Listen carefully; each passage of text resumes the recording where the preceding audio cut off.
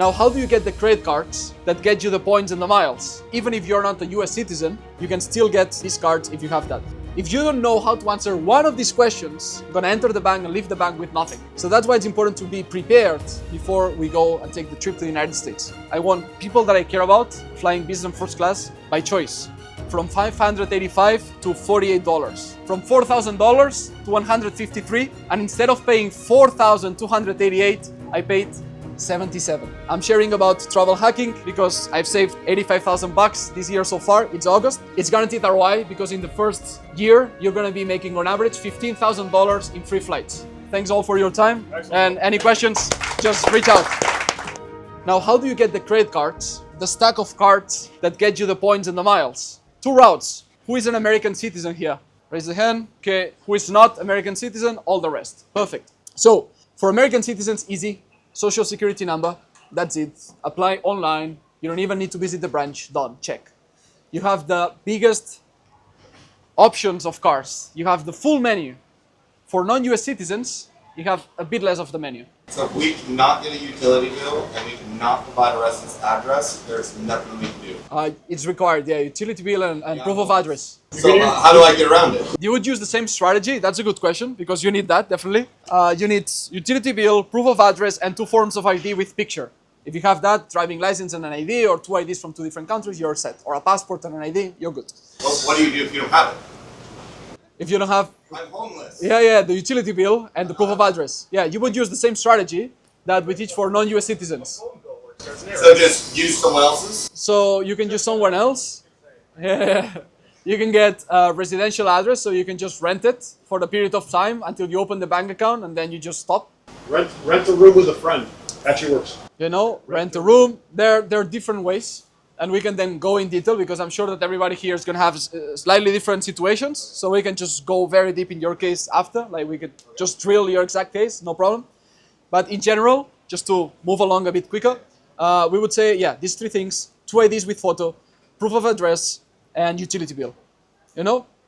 And it's important that you get that even if you're not a US citizen, you can still get these cards if you have that. And the most important, because some people make the mistake of, oh, I'm going to just fly. You can check on the slide and answer these questions here. There's 1, 3, 9, 8 questions, right? If you don't know how to answer one of these questions, you're probably going to enter the bank and leave the bank with nothing. Because you need to know the answer of all these 8 questions. The banker is going to ask you, there's going to be an interview happening there. You arrive with your ID, your proof of address, everything, and you will sit there with the banker, right? That's what's going to happen when you go to the United States as a non-US citizen. It's going to ask you, what's your residential address? So what you going to answer? You need to be prepared for that, okay? If you doubt, you need to find a solution before you go there or you're going to lose your time. Leave with nothing, empty hands. Number 2, the banker is going to ask you, please show us the utility bill. And then you're going to show maybe a PDF, a screenshot. And he's going to say, no, not a PDF. Please log into the app. I want to see like the utility bill from the app. That happened to you, right? There you go. So what do you do in that situation? Log into a utility bill app. Do you have it? Number 3, for how long you've been living in the US? What you going to answer if you are not a US citizen and you're not living in the US? And he's going to ask you, and in this address, and before that, where did you live before this address that you're showing me now? Why didn't you open a bank account before then? That's the other question they're going to ask you. Oh, you've been living in the US, like you could say, oh, I've been living here for 2 years. Great. Why you didn't open a bank account until then? What did you do, bro? So what do you want to answer? Right? 4 more questions. Where do you pay taxes? And why your income is non-taxable, partially or totally? If you don't know how to answer this, they're not going to open you the bank account. You're wasting your time. You're leaving, taking your flight back to your country with nothing. Next question. What is your ITIN? If you raise your eyebrows like this and are like, out. Next one. What you'll do with this bank account? Give the right reasons, check. Give the wrong reasons, they deny you, ciao.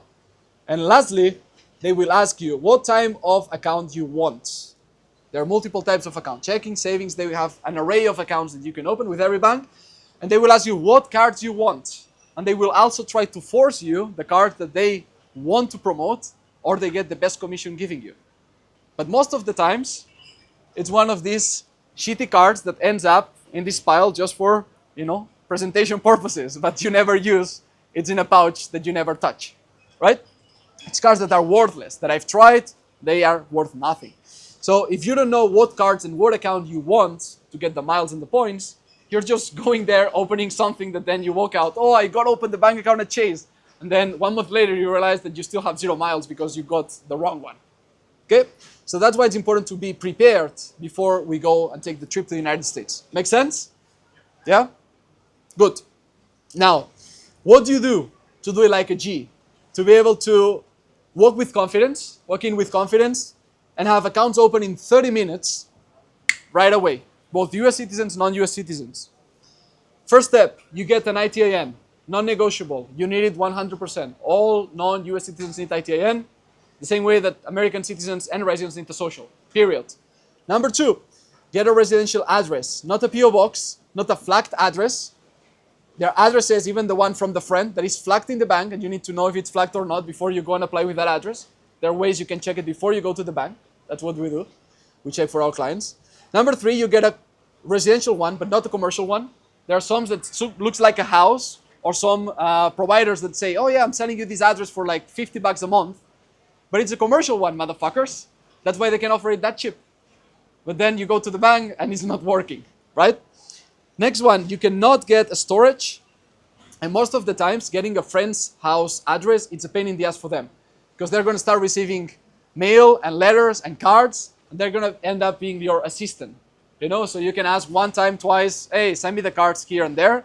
But bro, like, they have other things to do with their lives, not sending you fucking cards every time they come every 2 weeks, especially in the beginning, right? So there are ways that you can not bother your friend and still get that in a better way.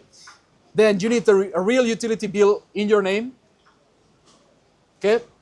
Then you need a US phone number that it's valid for 2FA. There's a lot of apps that give you a US phone number, but then when the bank sends you the code, it does not land. So you need to use an app that actually can receive bank 2-factor authentications.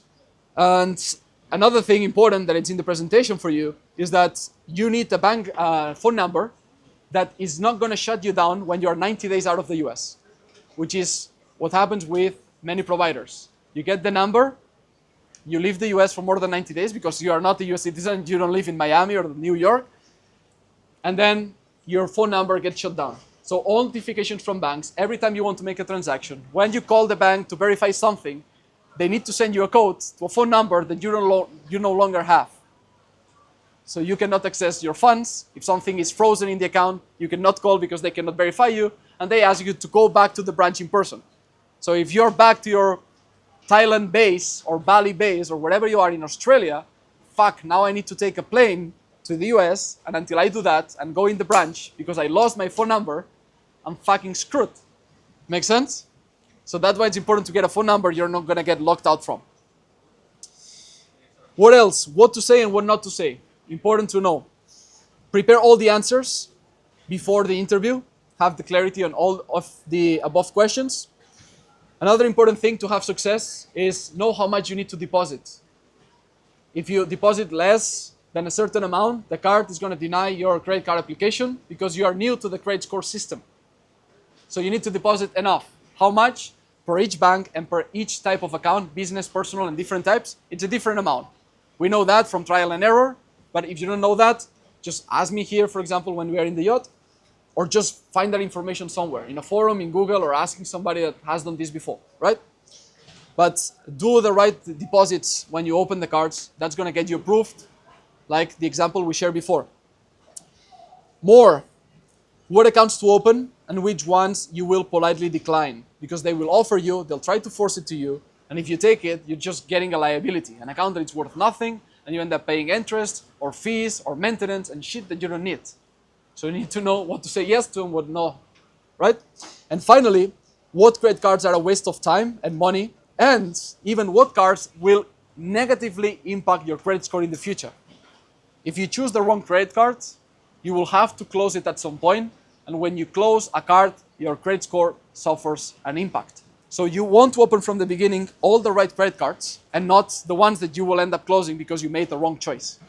Make sense? So you just want the right ones. As I mentioned before, with 6, you are more than covered for all the expenses around the world. So the next question is, how do I get the damn ITIN? That comes next in the presentation. Now we go to the third point, which is the provider role. So basically how you can have these tickets bought for other people.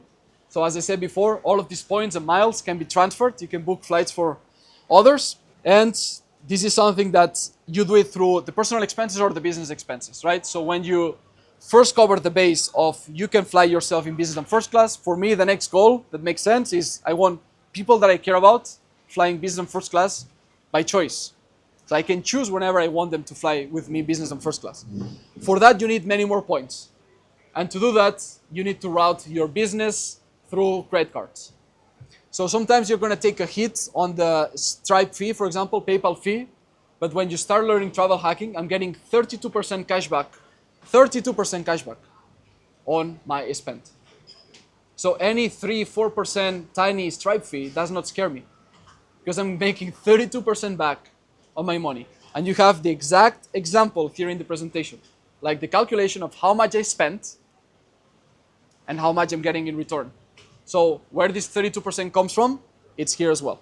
This way, your family can enjoy with you business first class and get there. So, as we said before, flying business while your family flies economy is gay if you cannot choose. If you choose it, great, your decision. But if you can't choose, fuck it. Other examples, travel hacking works anywhere in the world. Another proof is Singapore to Bali. Flew this one in business class in Singapore Airlines from $585 to $48.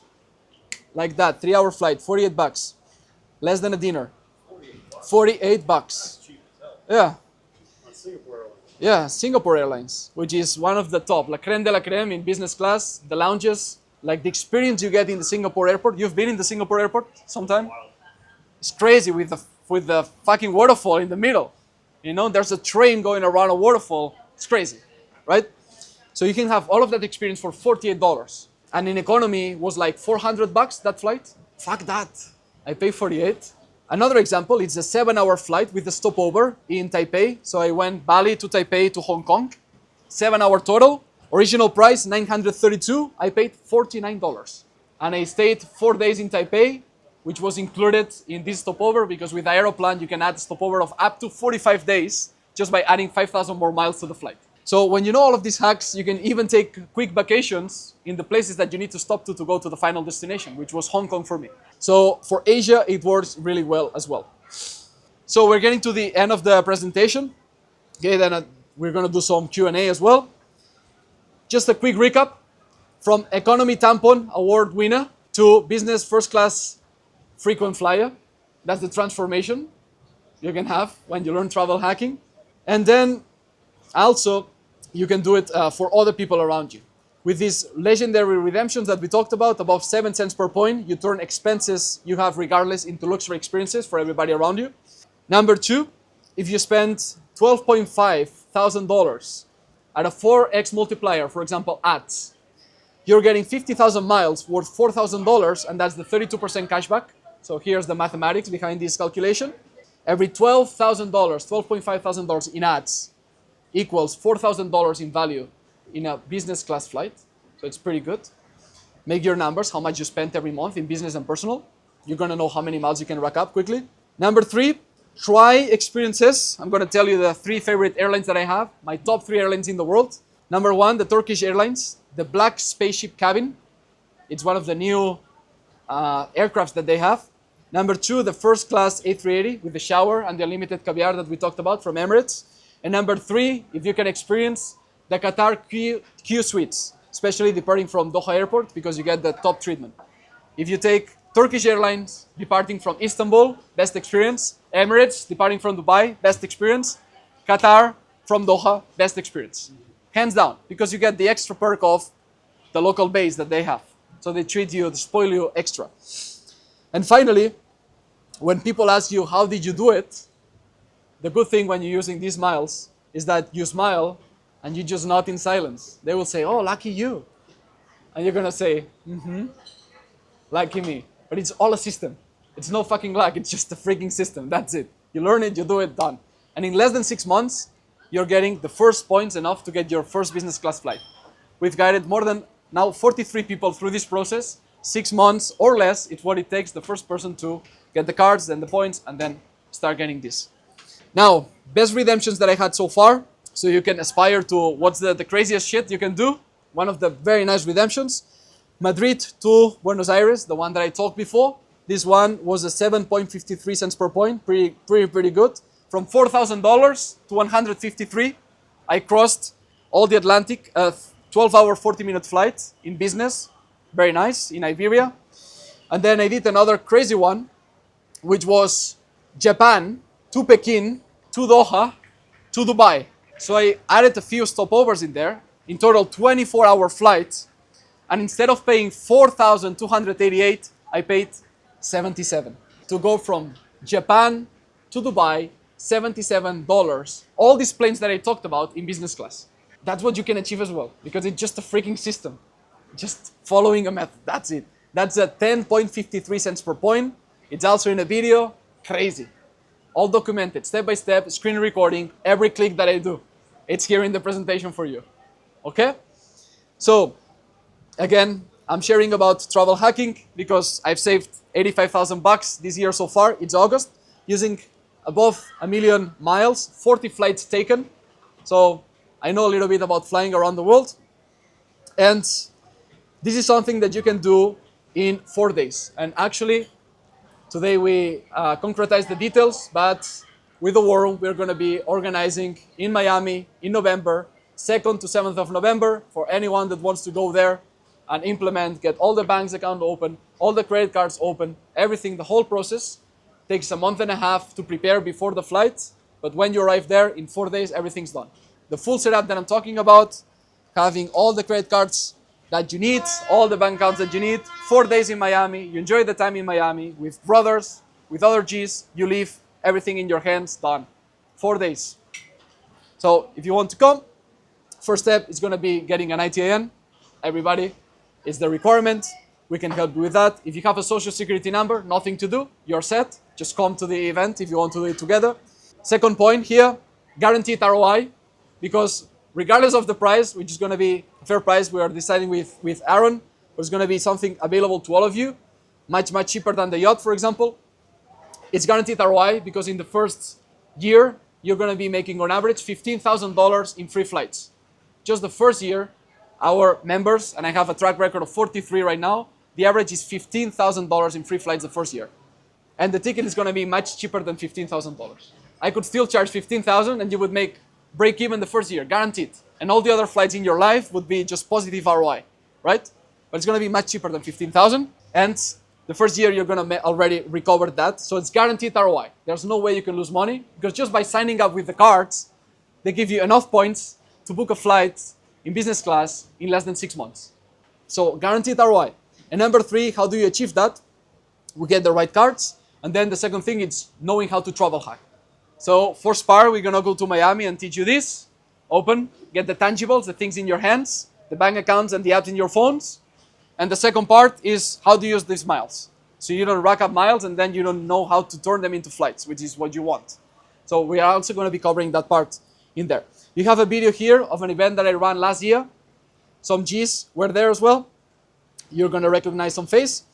So you can watch this video later and see what experience we can experience there in Miami.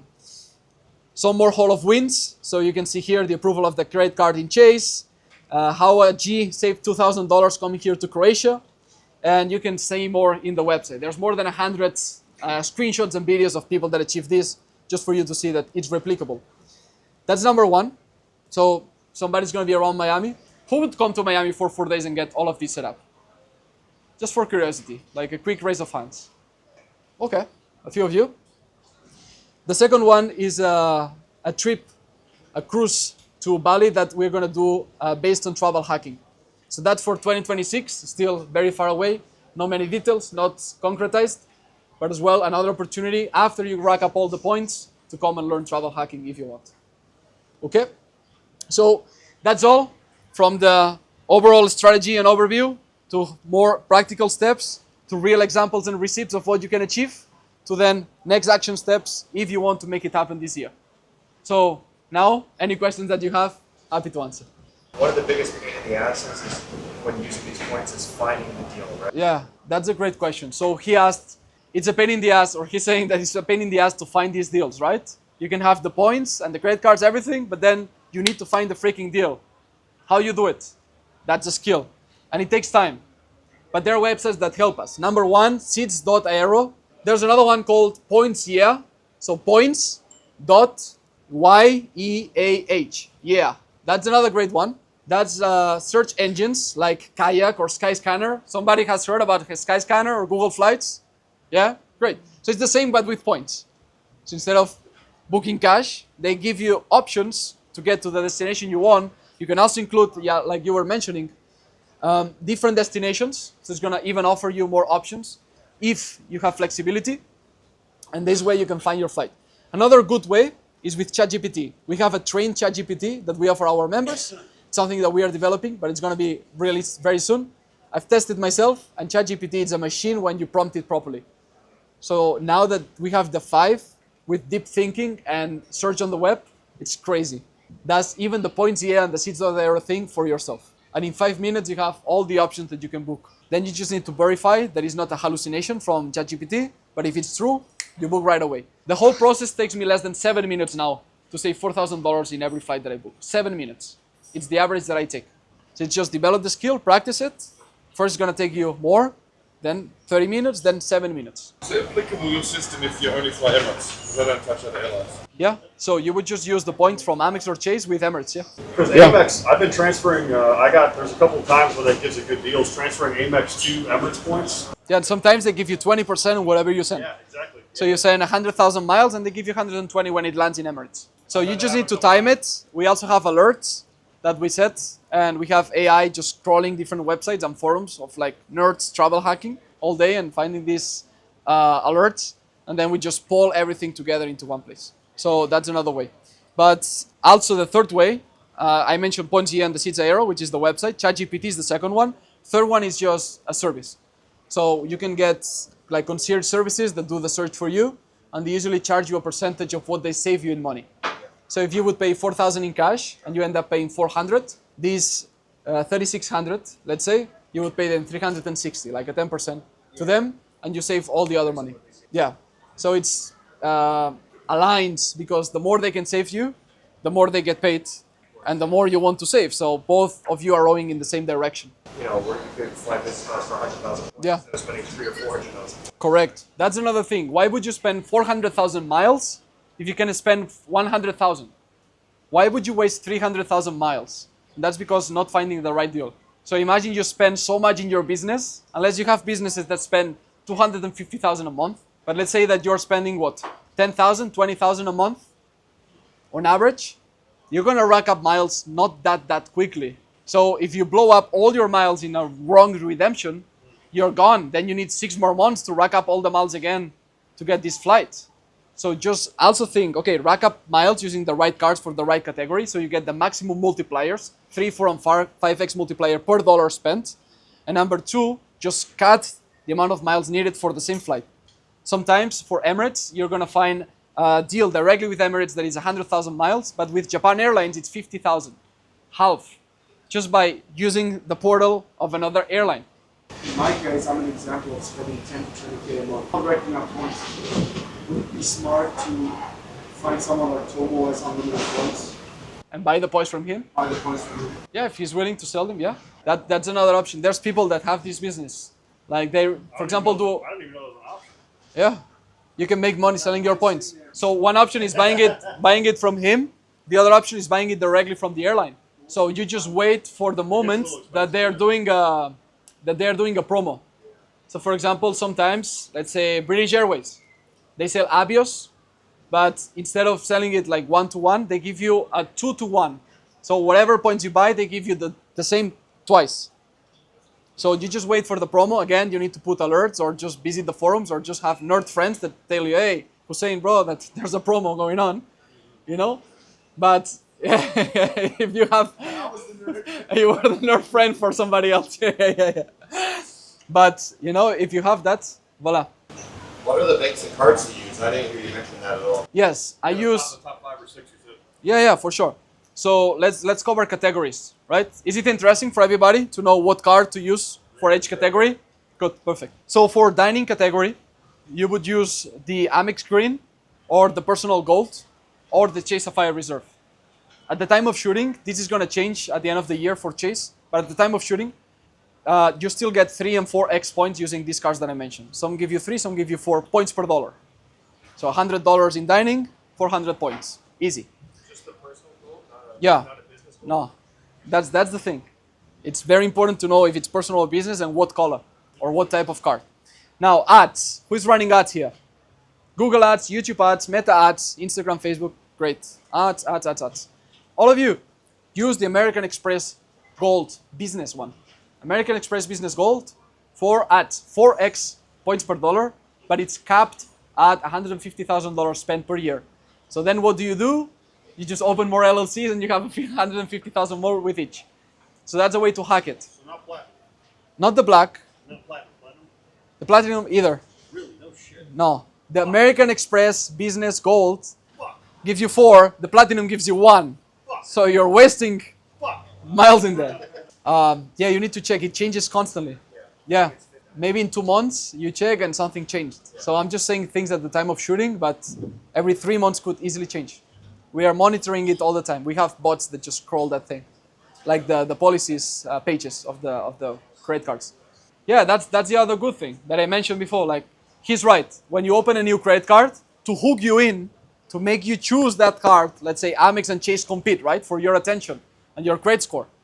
Every time you apply for a card, for a few months, your credit score goes down because it has a hard inquiry, right? So they compete for your attention and your money. Amex wants you to spend your money with them, Chase with them, Bank of America, Capital One. What do? They put a little bait. They put some cheese in there. They give you 100,000 points, like Abdullah says. So then these 100,000 points you can use for 2 business class flights at 50,000 points each. So just by opening the card and spending, let's say, $6,000 in the first 3 months, they give you 100,000 points, just once, first time. And many cards, you can, in 2 or 3 years, cancel the card, open it again, and it's going to give you the sign-up bonus again. Yeah.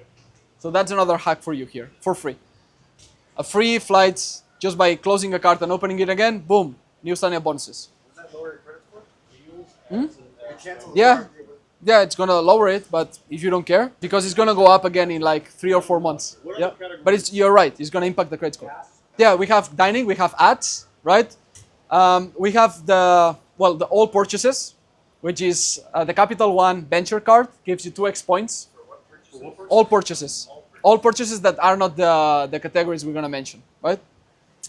Or wait, Capital One Venture or Venture X, and now there's a new one that appeared this last week. Alaska has been hyping us up in the travel hacking community for like 4 months or 5 months. We even signed up a wait list, but now they released a card that we believe is gonna last a few days or not days, but maybe months, because it's too good to be true. It's 3 points per dollar on every spend that you make outside of the US, which is a no-brainer.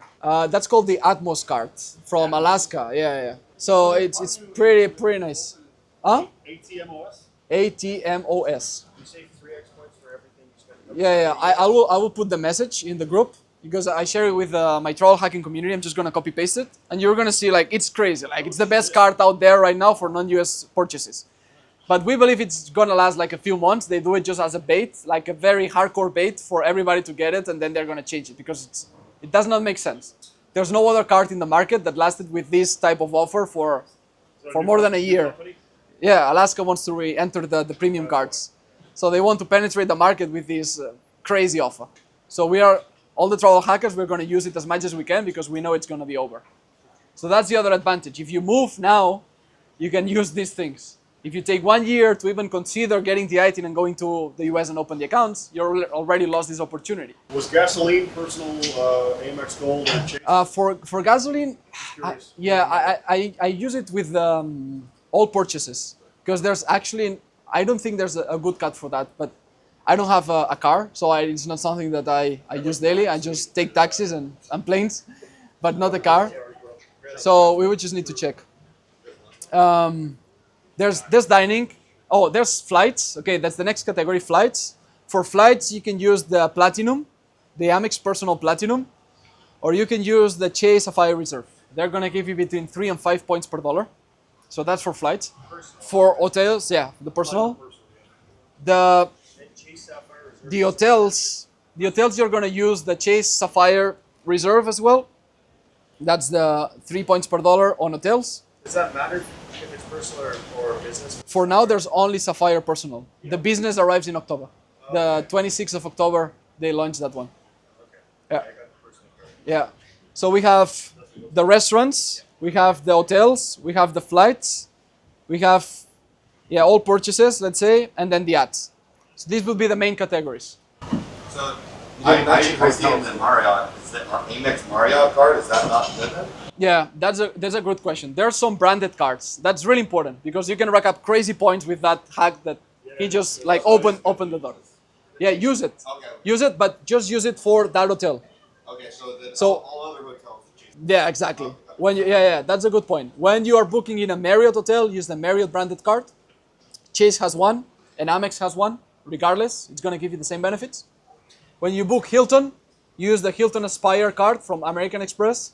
That gives you crazy points with Hilton, like crazy.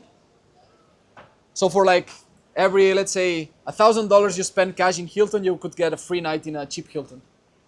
It's pretty crazy how many points you can get using the branded card for the hotel.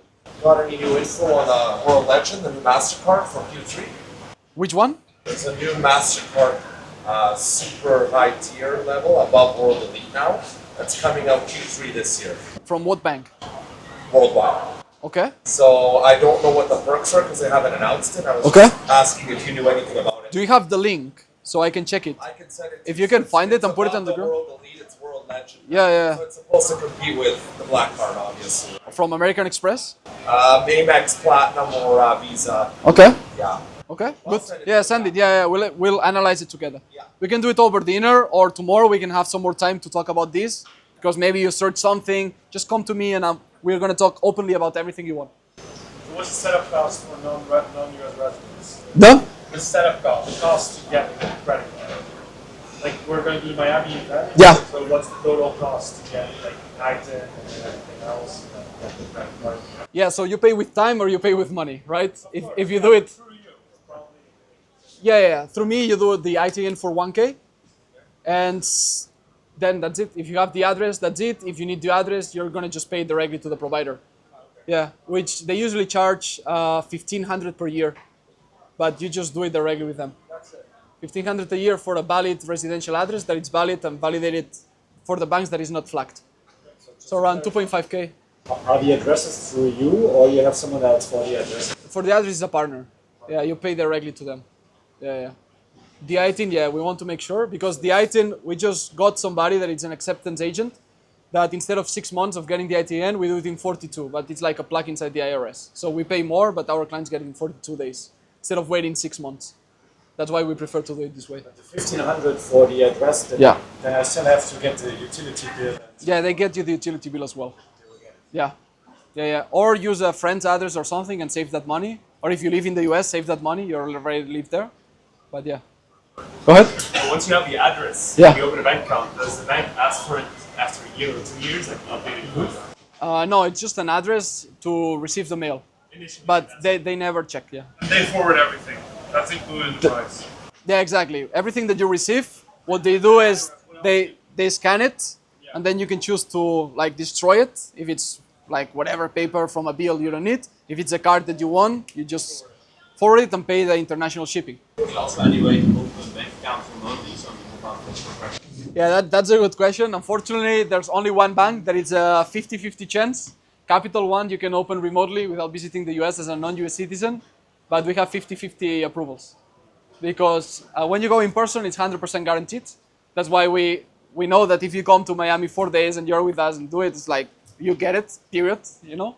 Because we just know the bankers, put you with our bankers, like you know what to say, you come with all the papers, the phone number, like everything verified by us, so it's 100% guaranteed that you're living with everything done. If you are doing it remotely, for non-US citizens, it's almost no approval anywhere, except Capital One, you have a small chance. What are the dates exactly for that event? 2nd to 7th November.